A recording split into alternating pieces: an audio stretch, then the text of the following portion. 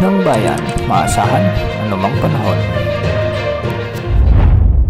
Magandang oras po sa ating lahat. Narito ang update sa lagay ng panahon ngayon at sa susunod na 24 oras. Sa kasalukuyan ay patuloy nating minomonitor ang bagyong nabuo kanina at ito ay pinangalanan ng Pag-asa bilang bagyong Igme.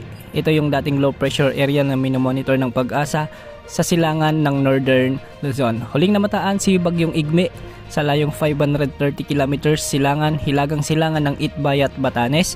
Taglay ang lakas ng hangin na umaabot sa 55 kilometers per hour malapit sa gitna at pagbugso namang umaabot sa 70 kilometers per hour.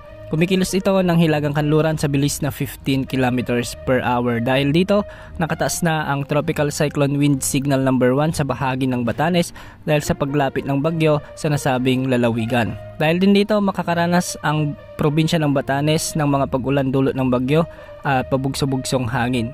Posible ang mga biglang pagbaha at pagguho ng lupa lalo na kung may mga katamtaman hanggang sa malalakas na pag-ulan na kung minsan ay matitinding pag-ulan dulot ni bagyong Igme. Samantala, pinalalakas naman nito ang habagat na siya namang magdadala ng mga pag-ulan sa bahagi ng Zambales at iba pang lugar.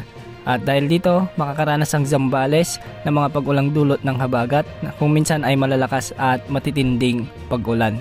Hindi rin inaalis ang posibilidad ng mga biglang pagbaha at pagguho ng lupa. Samantala, makakaranas naman ng mga paminsan-minsang pag-ulan ang bahagi ng Ilocos Region, Bataan at Babuyan Islands. Dulot pa rin ito ng habagat na pinalalakas ni bagyong Igme kaya hindi rin inaalis ang posibilidad ng mga biglang pagbaha at pagguho ng lupa lalo na kung may mga katamtaman na kung minsan ay malalakas na pagbuhos ng ulan. Samantala, magiging maulap naman ang mga kalangitan hanggang sa may mga pabugso-bugsong pag-ulan at thunderstorms sa bahagi ng Metro Manila, ang nalalabing bahagi ng Luzon, Western Visayas, Northern Samar, Eastern Samar at Samar. Ang mga lugar na ito ay posible ring makaranas ng mga katamtaman na kung minsan ay malalakas na pagbuhos ng ulan. Dahil pa rin sa habagat, asahan naman ang bahagyang maulap hanggang sa maulap na kalangitan na may mga isolated rain showers and thunderstorms sa nalalabing bahagi ng Visayas. Hindi rin inaalis ang posibilidad ng mga biglang pagbaha at pagguho ng lupa lalo na kung may mga severe o malalakas na thunderstorms. Samantala, sa buong Mindanao, asahan naman ang pag-iral ng mga localized thunderstorms, lalo na pagsapit ng hapon o gabi.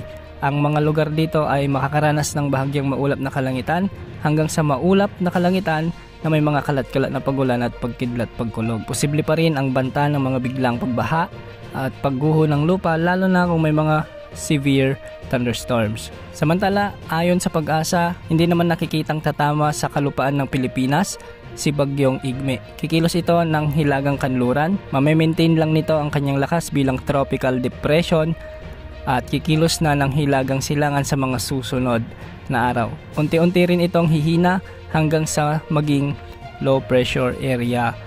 Yan ang update sa lagi ng panahon. Ito pong weather update ng bayan, maasahan anumang panahon.